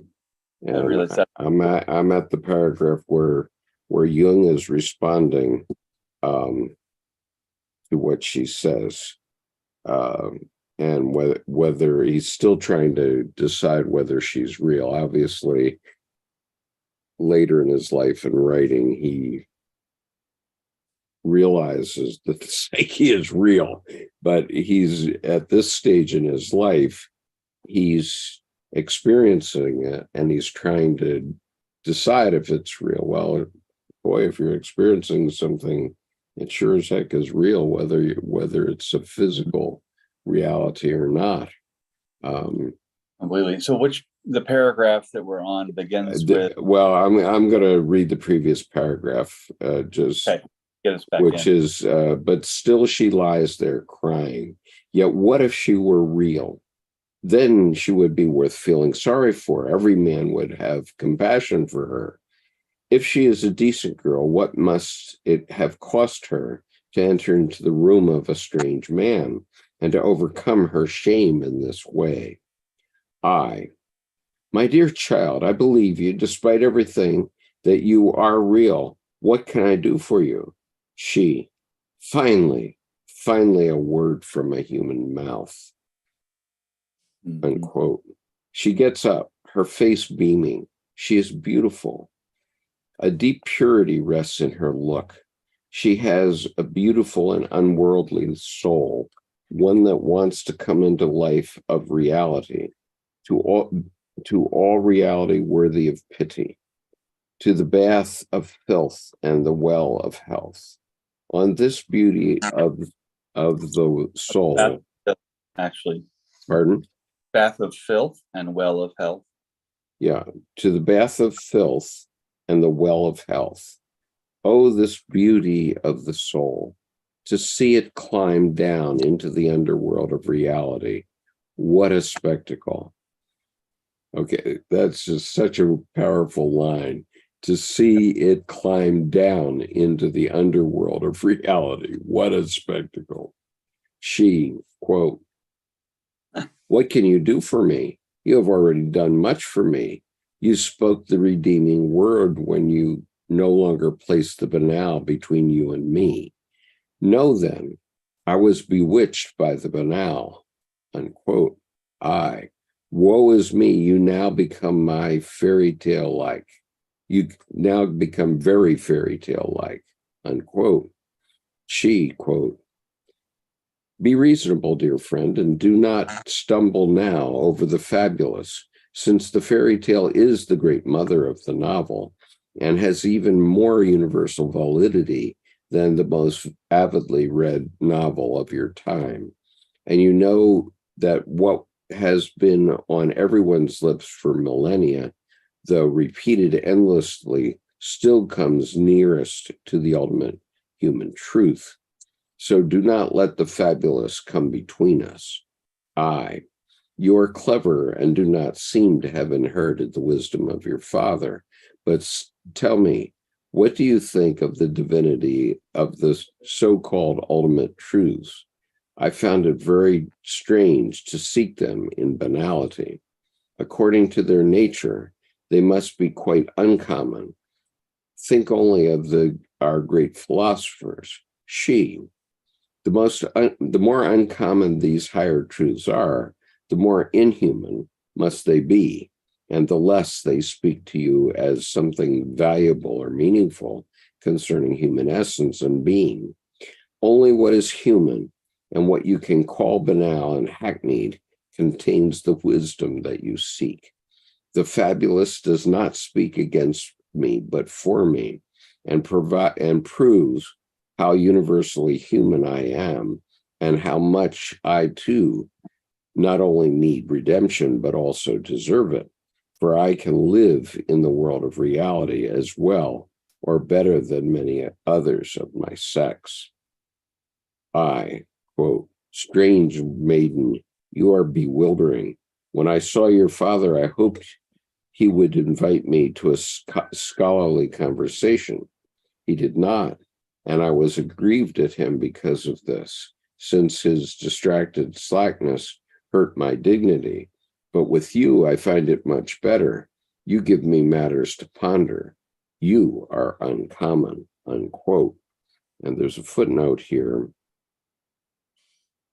In The Wish Fulfillment and Symbolism in Fairy Tales, 1908, Jung's colleague Franz Ricklin argued that fairy tales were the spontaneous invention of the primitive human soul and the general tendency to wish fulfillment. That's from White, the Psychoanalysis Review from 1913, and Jung in Transformation and Symbols of the Libido. Jung viewed fairy tales and myths alike as representing primordial images. In his later work, he viewed them as expressions of archetypes, as in, quote, On the Archetypes of the Collective Unconscious, unquote, Collected Works 9, 1, paragraph 6. Jung's pupil, Marie-Louise von Franz, developed the psychological interpretation of fairy tales in a series of works. See her, quote, underline the interpretation of fairy tales, published by Shambhala in 1996. And of course, all of Marie-Louise von Franz's 28 volumes are to be published by Chiron over this decade, so they're very important. And Jordan, go ahead, your turn to talk. Well, I was just going to say that when Jung says, I hoped he would invite me to a scholarly conversation, and then later says, but with you, I find it much better. You give me matters to ponder. You are uncommon. What's interesting about that, I hoped he would invite me to a scholarly conversation. Who's he still trying to impress, mom or dad? Yeah. There's a resume statement there of the youth of, look how impressive my knowledge is, where you give me matters to ponder pushes him back into the inner wells, imagination. And in that sense, there are sanctuaries to explore in just her questions. And what's interesting about that is it makes a more mature person to be able to swim in the ocean rather than just talk about it. The experiential aspect helps him to grow. So it's interesting that, scholarly conversation, that's not growth. That's posturing. That's the peacock feathers. Right. And okay. And so what did I want to say? What I want to say is that the reason the fairy tales are so true is because they have been honed and sharpened for thousands of years. Mm-hmm. Fairy tales are stories that have been exchanged from village to village to village for thousands of years, couple thousand years. And so they're beyond true. Okay. They're beyond true because anything that wasn't an important part of the fairy tale fell out, was washed away, and wasn't part of the story. It's like the old telephone game. The story will change by the time it gets around the room. But with a fairy tale, because it's archetypal, it doesn't change in the end. It has been honed over thousands of years, and it literally is speaking the archetype. And so if you want to understand this better, you might want to look at the first 3 volumes of Marie-Louise Villefrance's collected works, which have already been published by Chiron, and you can find these. And, this is why at our confluence, we are going to focus on the experiential.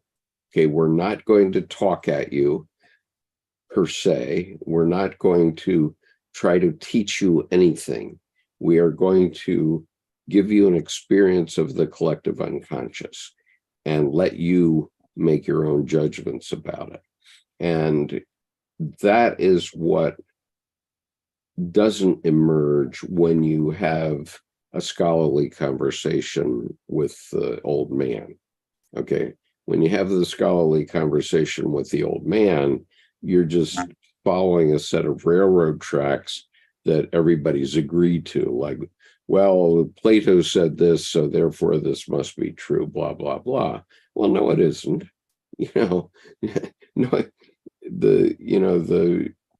the story of the cave, the reason it's powerful is not because it was said or taught by Plato, but because it rings true with everyone, right? The metaphor for it's life. It's a fairy tale. What? It's a metaphor for life. Right. It's a fairy tale. And so anyway, let's see. Richard says, my archers are all very cartoonish and fairy tale-ish looking. Well, okay.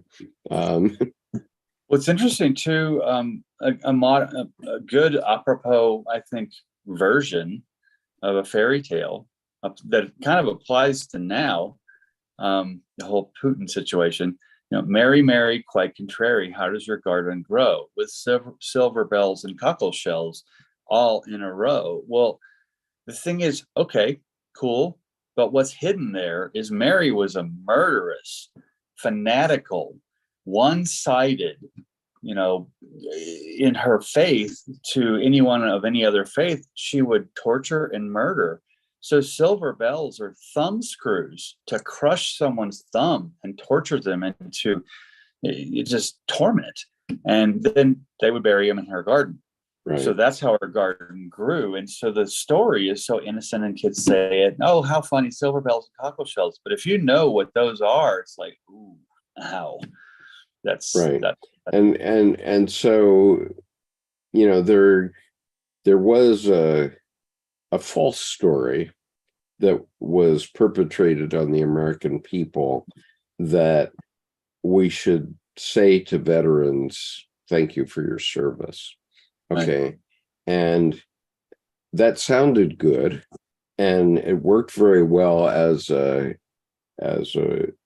way of ameliorating your own guilt for whatever happened there. And so in some sense it stuck around because people liked it. But now, because they liked doing it, it wasn't that the veteran liked it, but it was because they liked doing it. But now, as I've said this in this soon to be video, now the word will get out that, hey, some veterans don't really like this, and some veterans don't really like being reminded of of the war they were in and what they did in that war. And so maybe it's not such a good idea to even talk about it at all, which most of them wouldn't without being prompted. So anyway. Well, and the intent was say thank you for your service instead of spitting on them for their service. And the thing is, the problem there is that they switched and displaced one evil for another. Yeah. One bad comment for another. Back to the, how do you say the right thing? I remember the most simple sentence ever that I ever saw that told me about the right thing was when I had a client. He was 79. He had escaped from a Russian prison camp in World War II under a train, And I won't go into that whole story, but he was so simple. He always told the truth. And people thought he was up to something because, well, no one told the truth. He has to craft it and embellish it. And he had so few adjectives, kind of thing. But I remember someone in the meeting once said something, and you could tell it was trying to be impressive. So it was beyond embellished. And he just leaned up, put his hands on the table, and you know what he said? And it's the perfect right thing. So it answers the question, what do you do when someone is lying? He just looked over and said, I don't believe you. That's it. I don't believe you. And the person backpedaled. It's like a lobster, escaping in reverse. And then went, okay, well, actually, the truth is, and then they said something else, and he goes, much better. Thank you. So he was about the truth. But presenting the truth in a kind way is sometimes the difficult part, because people want to make it so, magical and fireworky. And at the same time, it's often pretty nuanced and subtle. Right. So I'm just putting a shameless plug in for our confluence. And so, go ahead and take a look at that. We're having this meeting that's starting on the 12th of October in California. We hope that you will be able to join us. I live in Annapolis, Maryland, but I've flown to California over my spring break to plan for it, and I will be there along with many of our friends, including Jordan, and and it's an experience. It's not. We're not going to teach you anything. Okay, we're not going to actually teach you anything. There's no dictum that you need to take out of the confluence. Once you have been at this confluence, you will know what's happening in our culture and what has to be done to change it. It's my hope that after experiencing this and understanding what this means,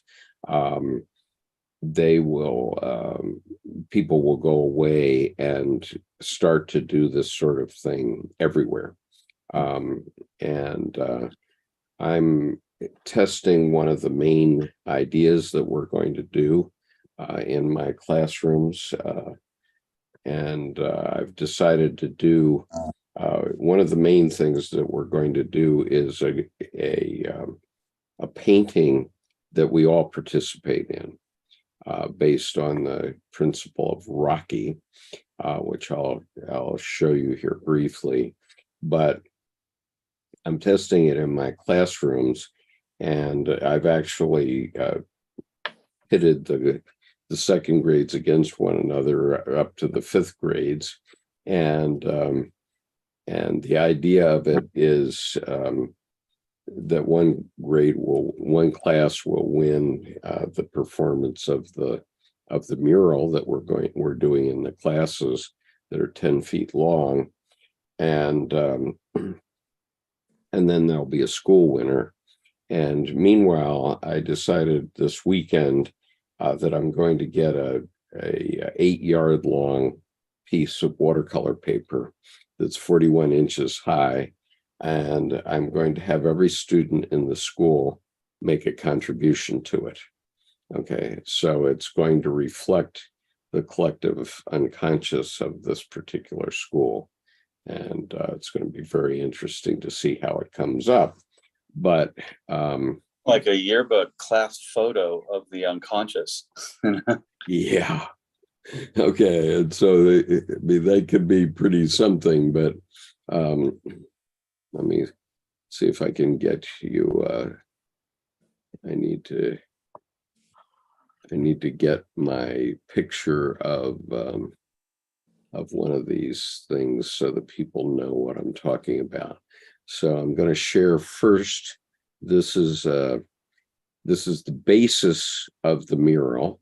And this was done by a 5th grade class from a standing start in 1 hour. And here it is. What we do then is to do this Rocky technique, we do, let's see, how can I stop the share? Okay. What we do is we put boundaries around all the places where colors change. And let's see if I can find an example. These are not complete yet. I'm giving the students 3 weeks to do their own Rocky, but so this is their performance after 1 week. And so here's this example where you draw lines on the boundaries of all colors. And here they are nowhere near complete. They might be 15 to 20% complete. They've outlined the main items, but not the minor items. But what it becomes is a very powerful piece. And so I think that what's going to happen with this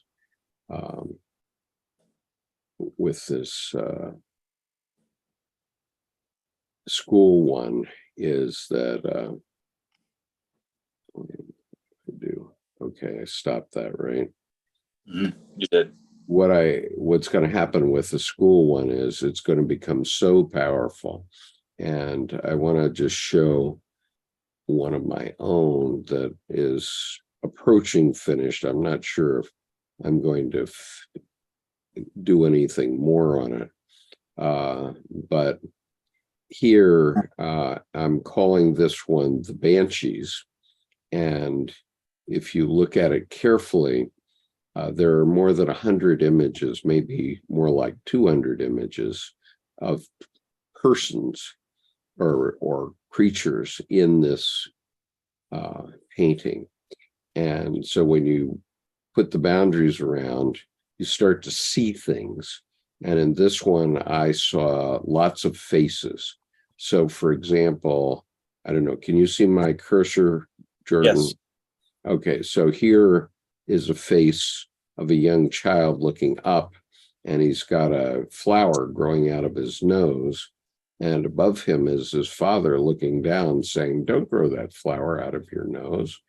And also looking down on him in green here is his mother, who's agreeing with the father saying, "Don't grow the flower out of your nose." But then, and you can create all kinds of stories out of this stuff. But as you can see, if you just look a little bit here, you can see that there are lots and lots of faces in this image. And I counted over 100 and think that I was sort of approached 300. I'm not sure this photograph was a finished version. So I'm not claiming that it was a finished version, but I love that you also graffitied AI on the right side. Right. Let's see, is there another one? There was another one that I did that showed that what comes out of it is faces. For me, what I see is faces in it. And I had one piece, which I don't have here handy, I guess, because I probably didn't take a picture of it yet. But it had, right in the center of it, there are 3 faces, and 2 of them are like original cartoon characters. You couldn't invent these 2 cartoon characters, but, for your life. But if you looked at those images, you could easily then take the outline of their face and ask AI to give you a full workup of that person.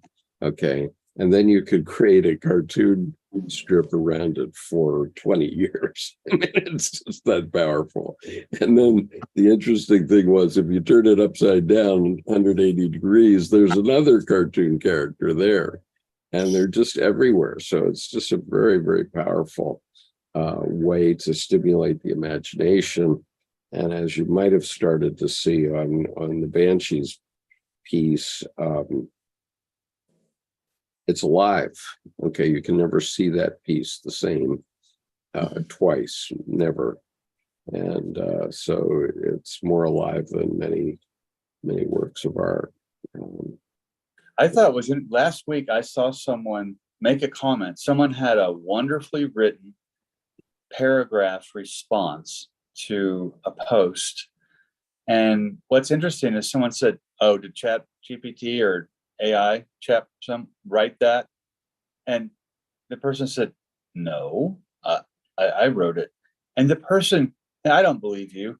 No one can use language like that. You have to be a computer. And it was so wild to me to have the realization that an actual wonderfully elegant use of language was somehow too fantastical to believe that someone did it. That language has devolved so far, acronyms and, shortenings, and it creates this implication all the time. And no wonder people misunderstand each other. They don't have complete thoughts. Yeah, right. Oh, so Mila has joined us, and welcome.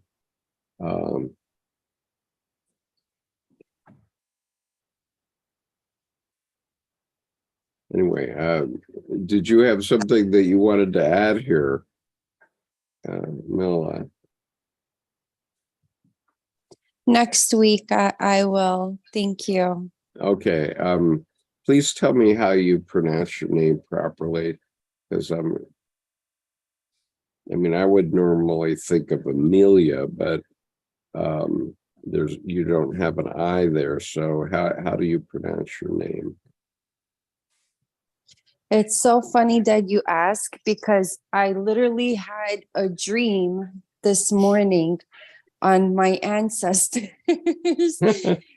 And I dreamt that like the Serbs and the Hungarians were coming from the West and from my mother's side of the family, and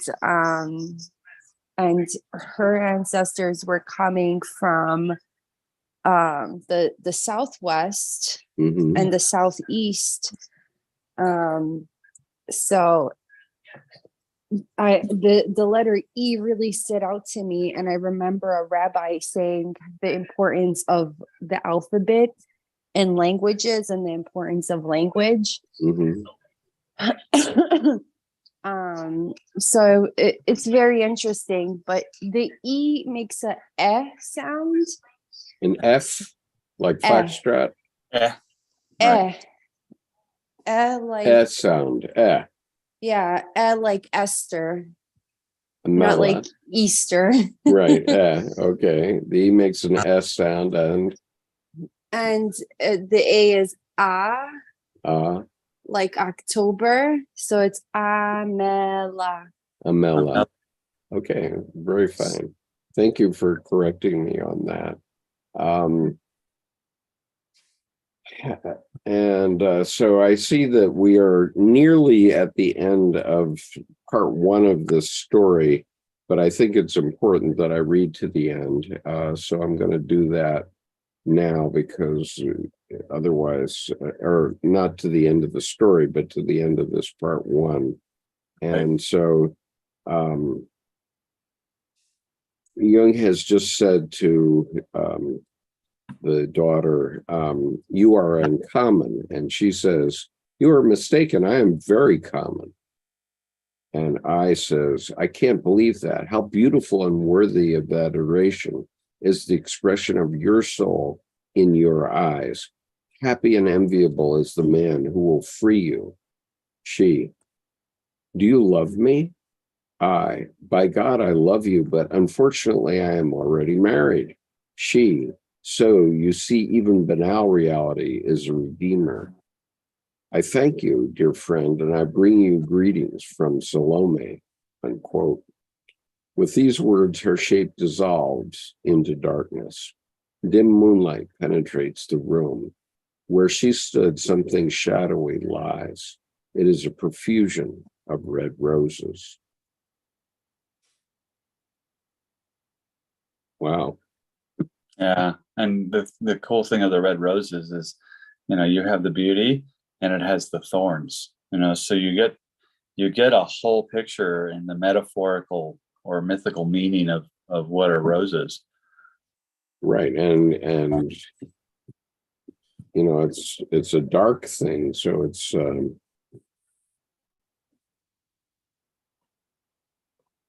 where you stood, something shadowy lies. Okay, so it's a profusion of red roses. So Jung is starting to recognize that this is part of his shadow that he's communicating with. And of course, the anima is a shadow figure in men, and the animus is a shadow figure in women. Well, as she dies, so to speak, as she disappears, dissolves, the proper verb here, it's like a tree that dies, and then as it decomposes, it nourishes the other trees. So something is generative, something has grown from her moving out of the picture. Yeah. That is the shadowy light, something shadowy lies, a profusion of red roses. And the cool thing about that is then she is then in that move, she's expressing how she is generative. She is symbolically life-giving by the life-death cycle. Yeah.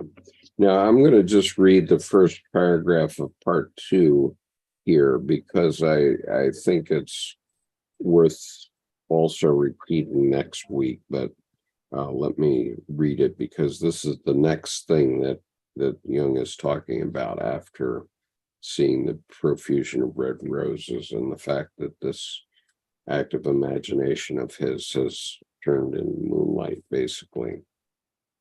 If no outer adventure happens to you, then no inner adventure happens to you either. The part that you take over from the devil, joy, that is, leads you into adventure. In this way, you will find your lower as well as your upper limits. It is necessary for you to know your limits. If you do not know them, you run into the artificial barriers of your imagination and the expectations of your fellow men. But your life will not take kindly to being hemmed in by artificial barriers.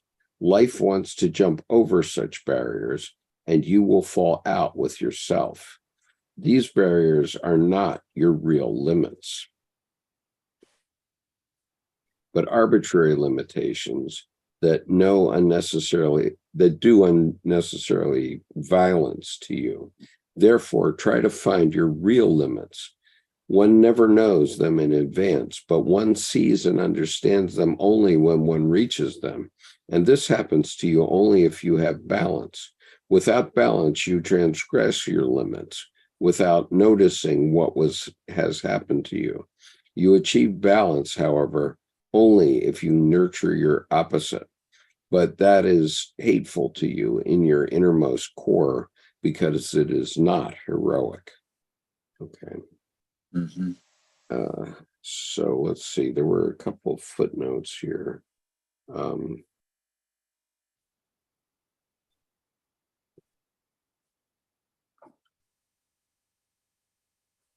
Okay, there's one footnote, I guess, that ought to be read, I guess, which is at the end of the paragraph where the profusion of red roses. And the footnote is, on the psychological aspects of the Kore figure, 1951, Jung described this episode as follows. A lonely house in a wood where an old scholar is living. Suddenly his daughter appears, a kind of ghost, complaining that people always only consider her as a fantasy. Jung commented, following his remark concerning the Elijah Salome episode above, Dream 3 presents the same theme, but on a more fairy tale-like plane. The anima is here characterized as a ghostly being.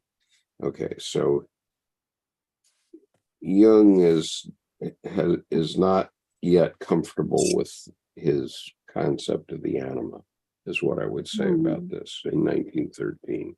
I have a question, Skip. Yep. Go ahead. So, the serpent is named after the biblical character, or the part of Italy, No, the serpent. Salomaria? The serpent is part of the active imagination. It simply is.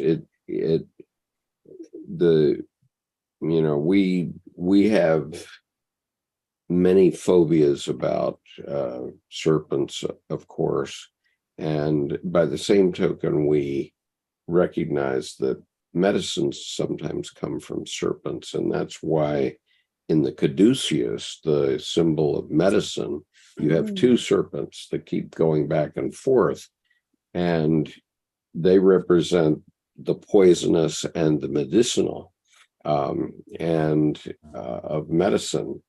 And some things that are medicinal might be poisonous to you, and vice versa. I mean, this is why in every pharmaceutical ad, you hear at the end of the ad, they have to tell you all the things that can go wrong. You might, if you take this medicine, you might die, but oh, by the way, run out to the drugstore and get it, or ask your doctor if you should try it. Yeah, and the unnamed goddess from the Minoan or Atlantis civilization, with the two snakes, one in the left hand and one in the right hand. Right. And right. I think Jung, I'm not sure if it's in this literature, but in one of his other literatures, maybe it's in Man and His Symbols, he also mentions, or it was this book actually, where he mentions the Egyptian serpents, the serpents of the day and the serpents of the night. Mm-hmm. Right. And so we all have serpents in our dreams, and we all, withdraw from serpents, and that comes archetypally because, if we were living in trees and there was a serpent down below, it might kill you, or it might be a good thing you didn't know. And some serpents can climb trees, and okay. So there's this belief, and I'm not sure if Jordan has any input as well, but there's a belief that the serpent is the trickster. So the serpent is sort of like this mediator of the equilibrium of what is good and what is equal. So he sort of goes on to both sides because he is so spineless and so flexible that he can go into both perspectives.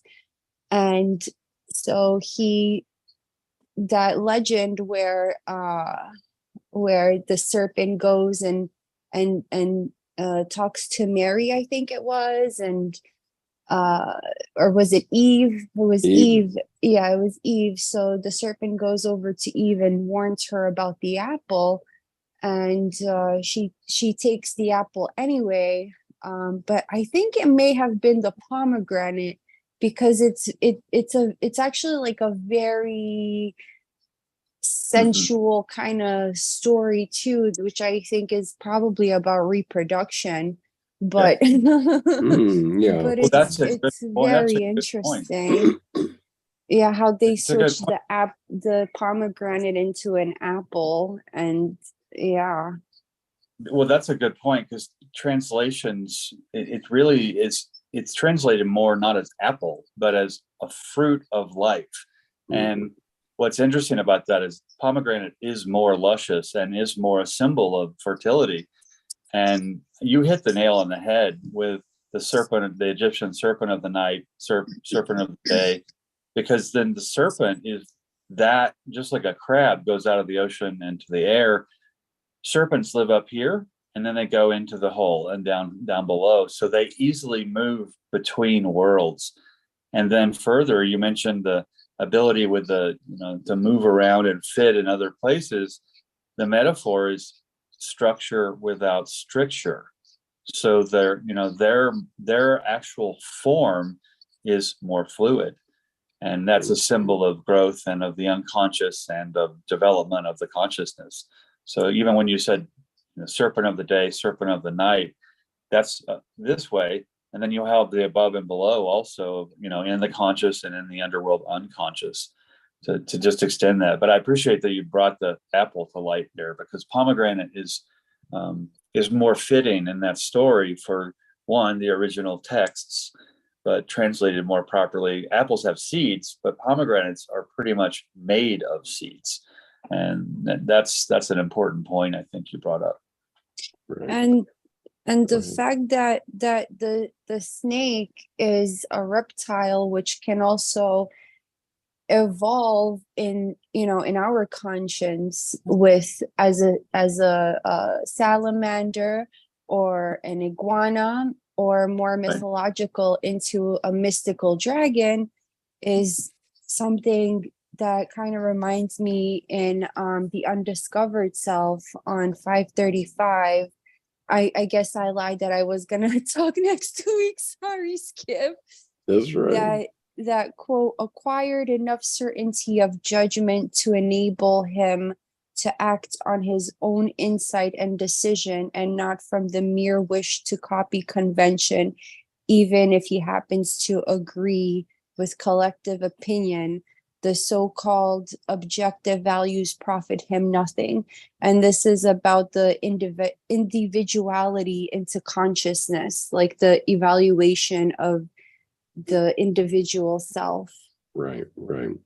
And one thing that's come up here on the YouTube chat, Netflix says, in some cases, the serpent is also associated with healing and transformation, reflecting the dual nature of the trickster archetype.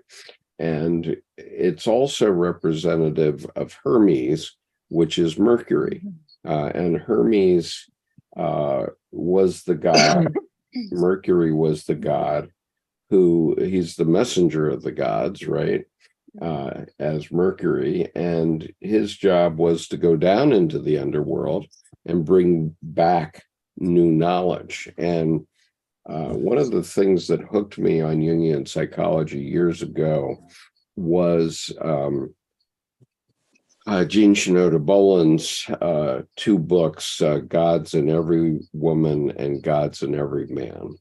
And in those two books,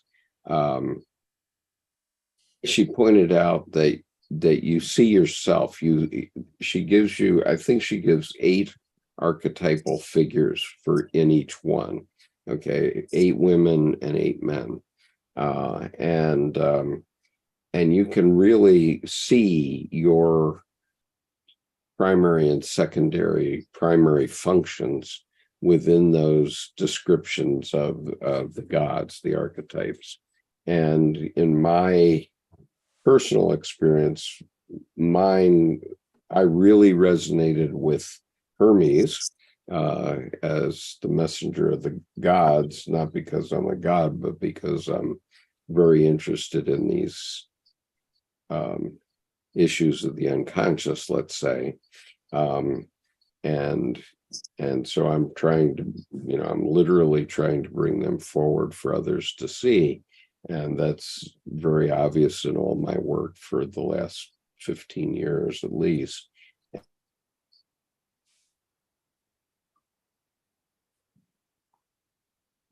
Your video froze.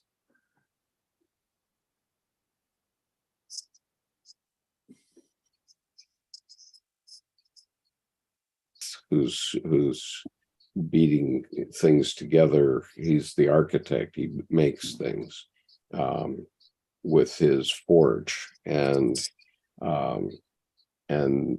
that I've always been drawn to architecture. Jordan sort of knows this, but I've always been drawn to architecture, except that my form of architecture is to build organizations and companies and that sort of thing. And I don't What's interesting, physical buildings, but I do build something, right? well, bringing up architecture and bringing up business building and bringing up the caduceus and bringing up Hermes. So Hermes Trismegistus, the thrice born three times. You take the staff of the caduceus and you take the two snakes, the two serpents. What happens is the two serpents are symbols of conscious and unconscious, the light and the dark. But when they both are present, the both and, they create the form of the staff, which is then to use to mine things further. But if I attribute three mythological characters to the caduceus, Mercury is the staff. Mercury is the mouth, the voice, the form given to the word, as it were, more in Hebrew, where you have a symbol. And what's interesting then is who are the two snakes? And I would say it would be Asclepius, the first doctor, or the governor of medicine, as it were. And there's the masculine. And then also Hygeia on the other serpent, which she symbolizes well-being, which is the overall and what is generative about life. And so then drop into the word architecture, and simply put, it's in the classic Greek roots, it's arche and techne. And arche is the creation. Techne is the making, to create, to make. But arche is formless. It's the inception. It's the first spark or the inspiration. Techne is the making and putting together, giving form to that formlessness.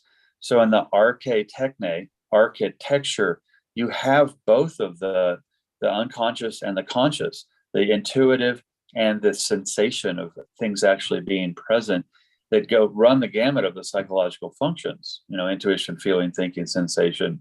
So you're bringing up architecture in this sense. The caduceus is a great example of even how to talk about that arche techne process of how, say, I put together a building or a home, and you put together a business. They're still going from nothing to something, and that's going from the unconscious to the conscious. Right. And so as we do our confluence this fall, one of the big black boxes of Jungian psychology and psychology in general is the collective unconscious. We simply don't have a very clear idea of how it works. Okay, we know it does work, but we don't have a very clear idea of how it works. And so we're going to actually experience it in October, and we're going to see what's emerging from the American collective unconscious. And so we're going to do a series of things that will stimulate the collective unconscious, which will give a nod to the shadow. Okay, we're going to give a nod to the shadow. And at the end of it, we're going to have a 30-foot long work of art that we've all contributed to, at least one. And then we'll take a picture of it, and we're going to cut it up and give pieces of it to everybody. Whoa. So it's going to be extremely powerful. The big dandelion, cast back out into the world. Yeah. Interesting. And so I just show you my test piece of paper, which cost me $60. Let's see, is going to be this. I love the cutting up part too, because the whole dandelion aspect is, the whole cast your wish when you blow on the dandelion. Well, it literally casts the seeds, or as Mela said, the pomegranate, it casts those fertile seeds out into the world. Right. So here's the paper that I'm going to use with my students, Strathmore 500 series paper is cotton paper. So this is cotton paper. And it's 8 yards long and 42 inches high. So 3.5 feet high by 8 yards. And what's the 90 pound paper, so it's actually more malleable rather than 140 pound is board, like light board. So you get that ability to like roll it like that, but also to open it up. It's not so thick, but it's not so thin that it's bleedy. You know, you have. Yeah, and I had the problem last week of one of my third grade classes destroyed their mural, and so I have to start over again with them. I hope I have still have. Well, you know, in every creation is destruction consistently. Yeah. So, you know, Right. So realism, or was that actually part of the creative process? well, we'll see. One thing we're going to see is whether, because they're a week behind all the other classes, their painting might be simpler and therefore might win because it's simpler. Yeah. Well, and also they had their own time. scrimmage. They had their first scrimmage painting. It doesn't go on the class record, and then they go into the game, and they've had, you know, they've already done it before. So we'll see how it goes. I'm modestly excited, and but also recognizing that I may have difficulty. Mm-hmm. Well, I saw your video where you were acting as Jung, and I have to say it was very interesting. You did very well, Skip. Thank you. So good luck. You're really living life to the fullest. And I surely am. I'm having so much fun right now. I can't even begin great. to tell you. Yeah. And I can't believe my luck that God has given me 300 students to work with. Actually, 600, because the big piece for the school is going to be all 600 of them participating. I logged in because y'all were talking about roses, and there's this, since we're on YouTube, there's this really great video of this woman in Italy and another one in Mexico that I'm not sure who the channel is by, but they take rose petals and by hand they roll them up and then they dry them, and eventually they turn into beads for the rosary. So that's what I was thinking of when when you were speaking about the roses. I was thinking of the rosary beads for the prayer beads. But then going back to where America's at, here in New York, just recently, we, the mayor and the governor, they allowed recreational marijuana to be legal here. Yeah. So same in Maryland. Yeah. So I went over to one of these like sandwich shops that are like trying to become like one of those Amsterdam sandwich shops. Yeah. And this guy comes over with that huge Italian dog. I forgot what it's called, but this huge Italian dog with the big ears. They look like a, and he sees me reading Jung and smoking some pot. And he goes, "This is so interesting. You're so like eclectic." I'm like, "You gotta be Italian, because I didn't ask you anything, and here you are commenting on me." Yeah. He's like, "So what are you reading about?" And I said, "Well, I'm trying to understand the shadow." And he goes, "Well, what do you know about this, about the shadow so far?" And I said, "Well, I think it has something to do with, and this is, I'm sorry to go on to the undiscovered self again, but in paragraph 449, quote, just as conscious contents can vanish into the unconscious, other contents can also arise from it, end quote.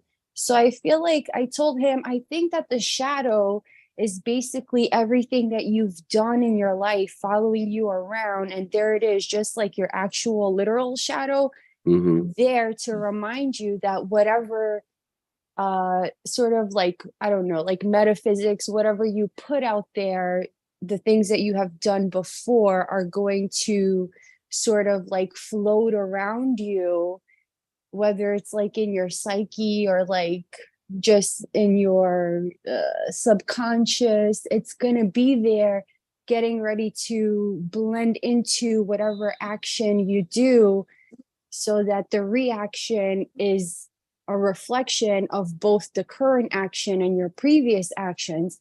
And he was like, what kind of a pot are you smoking? He's like, I really got to think about this. Right. Yeah. Okay. Well, you bring up a great point there, which it's kind of inspires me to look at then literally the literal shadow that we cast across time. And the morning sun behind me directs me, the shadow directs me forward into the future. And the sunset casting my shadow behind me pauses me to reflect on what I've done. But what's cool about you making the shadow of all the things that we've done, I think that's a really great notion to have. The shadow is this lineage, our own personal lineage that connects us. Okay, I need to call this to a halt, but there's one further question here that's on the YouTube that I have to answer. Virgil asks, are we reading straight through the book here or just random? I wish someone would upload just a full read through. Well, Virgil, I already did that like 3 or 4 years ago. I did read the book straight through, and you can find it on this YouTube channel. There's a whole playlist of my reading of the Red Book from cover to cover. And so this is a straight read through, but we are with commentary. So we're doing a Rocky reading. So we yes. we cut it up and we chew it up and we spit it out and we pass it around and yeah. Anyway, so thank you all for being here today, and thank you for pushing me along, Amela and Jordan, and we'll see you next week. That's really powerful. Thank you for bringing those to bear. Wait, what was that? Amela's comments. I mean, really, really strong. Thank you for bringing those up. Yeah, and the undiscovered self. If you haven't read it, it's a fairly quick read, but it's a very powerful Jungian writing, and I urge you to look at it. It might be something we would look at to read at some point in the future, but we probably have a year to go on the Red Book before we even consider anything else. Right. So thank you, Amela, for being with us, and thank you, Jordan, for pushing me along. Thank you so much, Jordan, for the lovely comment about my comments. And thank you, Skip, so much for this discussion group. I appreciate it. Yeah, you're welcome. And Joel, thank you for visiting. It's nice to see you too. Joel is a psychotherapist in Brazil, and